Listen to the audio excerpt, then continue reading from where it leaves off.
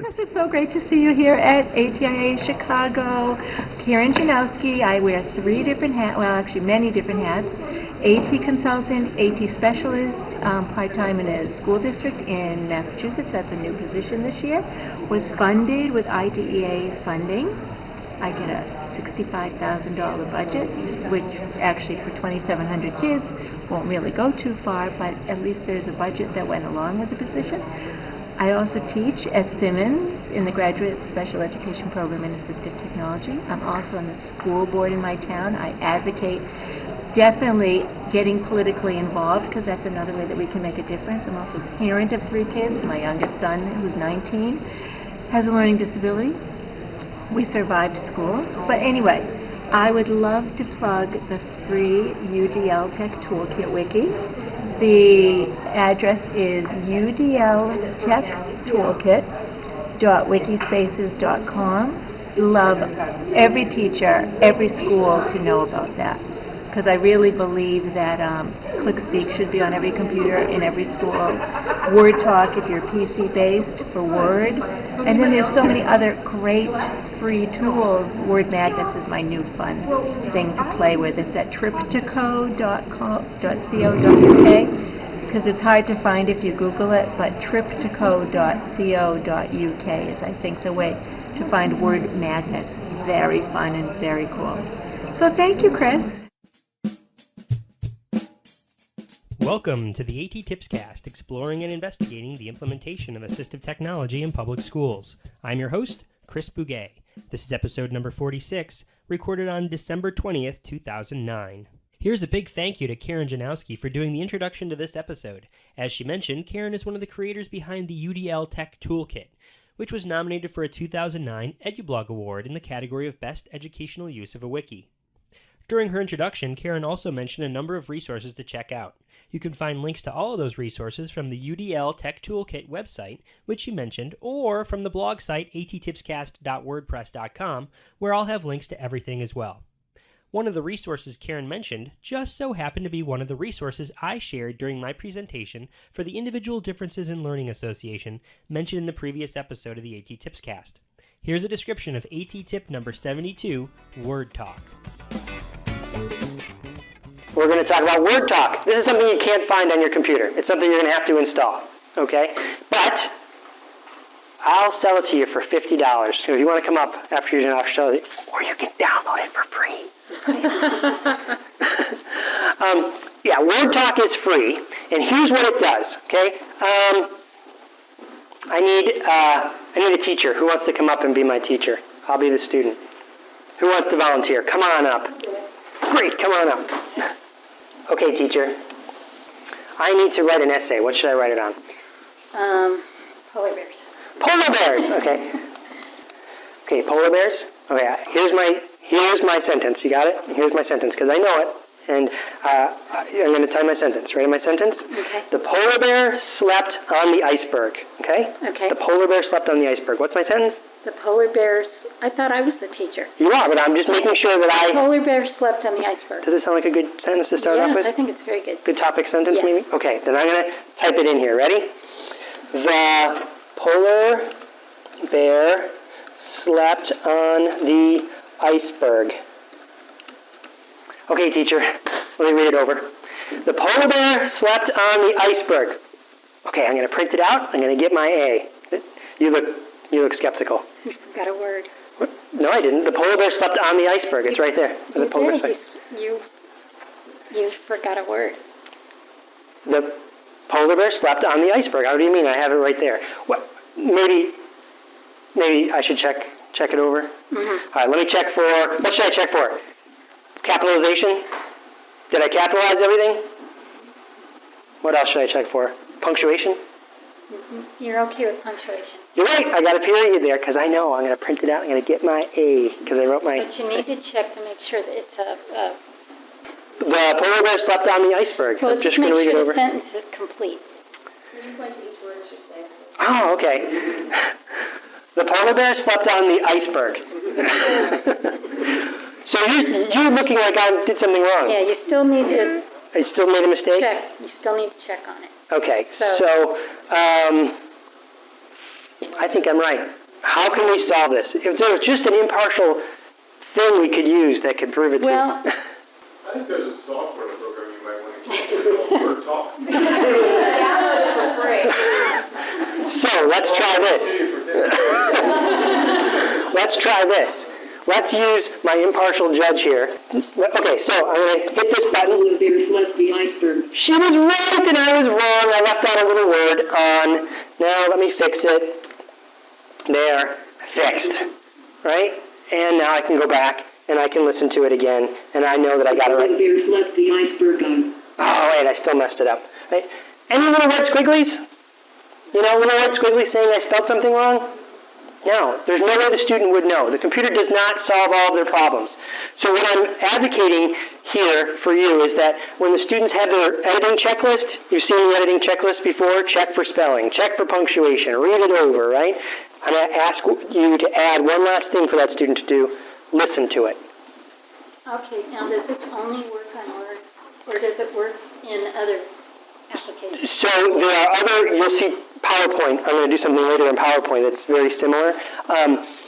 This particular WordTalk is just for Microsoft Word. So you're on a website. Open Office has a version also. It does. Okay, excellent, excellent. This is interesting because I teach classes online, and my students do a lot of misspelling, and they don't do complete sentences, Sure. complete sentences. So this would be a great tool for them. You know who else does a lot of misspellings? Me. It's a great tool for everybody, right? I mean, how many of you have been sitting in the IEP and you're reading the plep, and there's a misspelling there, and they're like, oh no, I spelled it wrong. If we all trained ourselves to listen to it at the end, we'd catch a lot of those mistakes. The other thing I was thinking is this would be really good for students with different learning styles because some of them need to listen. I've had, Absolutely. So you take that story. For the audience. yeah. Right, you take that, you take a public domain like, is Moby Dick public domain now? I think it is. So you have that, you have a student that needs to read that. Well, you could also listen to it. A student comes to word that they're not sure how to read that word, they could listen to it. Again, is it perfect? Will it read some things wrong? Let's see. My last name is Bouguet. Let's see how it does, Bugach. So it's not perfect, but again, it's not the only tool we're using. It's a culmination. Some other things just to show you with WordTalk is that I like the highlight as you read feature, right? Have you ever carved a pumpkin or a meat? Okay. I like that, see the P, S, and W is for paragraph, sentence, or word. It'll be what it reads. So whether it highlights the whole paragraph, just a sentence, or highlights word by word. Let's see, what's this one do? Speak selection. If I highlight something that it's beyond a paragraph, now, typically I like to just keep it at a word level, How many of you have this too? The accommodation on an IEP that says tests will be read aloud, right? Or directions will be read aloud. Does it say will be read aloud by a person? Does it need to be a person? Does that draw more attention to the student? Would it be better if they could go to the computer? And They want it read by a machine because there won't be any kind of cue given. Cue. So, alternate version there. You had pointed out this. Save sound files. So consider this. We have students that actually are sitting on the bus for an hour to school and an hour back. 2 hours a day on the bus. Some actually more than that. So think about your own students. I mean, long commutes, short commutes? All of the above. All of the above, right? So what if you take that time that you have the student that's on the bus, right, and they could actually be studying, on the bus. And how many actually going to whip out that piece of paper and study on the bus? They're on the way. They got that test on polar bears first thing in the morning. We're going to study the polar bear stuff, my facts when I get there. Some would probably like to do that, but they can't do it on the bus, or because of pressure, they're not going to whip out those, or they have to read it and they need the auditory, right? Because that's their learning style. So what you can do, which is so cool here, is let's jump away from polar bears right now. Let's do spelling words. Here's 4 vocabulary words that are going to be spelling words, right, or vocabulary words. I'm going to take those and I'm going to save it as an MP3 file. Now, MP3s, you've heard of MP3 players and iPods, right? A lot of students have those nowadays, yes? Savagely fierce bird, the measure around anything muffled through them. So, you get the idea. Now, I can slow the voice down so it doesn't go so fast, because some people have that question, right? It is a little fast. You can definitely slow it down. Here's the speed and the volume that you can change. You can change the highlighting color, so if blue is a better contrast for a student. What I would recommend is not just turning a student loose on this, meaning you could have a student that plays with this for over 45 minutes. You know what I mean? What voice do I want? How fast do I want it to go? What color do I want? That might be a good thing to do, but not every time you sit down. It's like playing with the fonts and how long and no writing actually gets done. So you might say, play with this for a little while and then pick it. Here's your 10 minutes to mess, have some fun, and then this is the voice we're going with. So picture that now. A student on the MP3, no one needs to know, they're reviewing the spelling words for the big test first thing in the morning. Will they actually do it? I don't know. But there's an opportunity to take 2 hours. Let's say they're on the bus for 2 hours a day, an hour there, an hour back, right? That's 2 extra hours they don't have to be studying at home for that. They could be playing their Xbox. Do you know what I'm saying? If you put that motivating factor in front of them, that might just be enough. Yeah, couldn't hurt to listen to these again. It also has, if I click on the spell check feature in WordTalk, it comes up with synonyms. Here are different synonyms, and I believe it reads them as well. If I feel affection for, adore, worship. It's because what happens with spell check? What happens always with spell check? You pick up the first, you spell something spelled wrong, a list comes up, student picked the first thing in the list, thinks it's fixed, not even reading all of the words, right? You've seen students do that. So here, maybe it's because they're having trouble reading what those words are in that spell check list. Here they can now listen to each of the words. If you're a longtime listener to the A.T.TIPScast, you might remember that episode 6, with A.T.TIP number 9, was for another free text-to-speech program called Read Please. So what gives? Why have 2 text-to-speech programs as A.T.TIPS? Well, I think it comes down to personal choice and finding what works best for each individual. But specifically, WordTalk, as mentioned, only works with Word, while Read Please is its own separate program. This means you don't have to have Word to run Read Please. This means students who don't have Microsoft Word at home wouldn't be able to use WordTalk at home, but they could still use Read Please. If you need help deciding which program is right for you, your students, or your child, drop me a line at AT.TIPSCAST@gmail.com. Also, I'd like to thank all of you who voted for the A.T.TIPScast for the 2009 EduBlog Award in the category of Best Educational Use of Audio. The A.T.TIPScast placed 7th out of 26 contenders, which is pretty awesome in my book. If you haven't done so already, let me recommend you check out the EduBlog Awards over at www.edublogawards.com.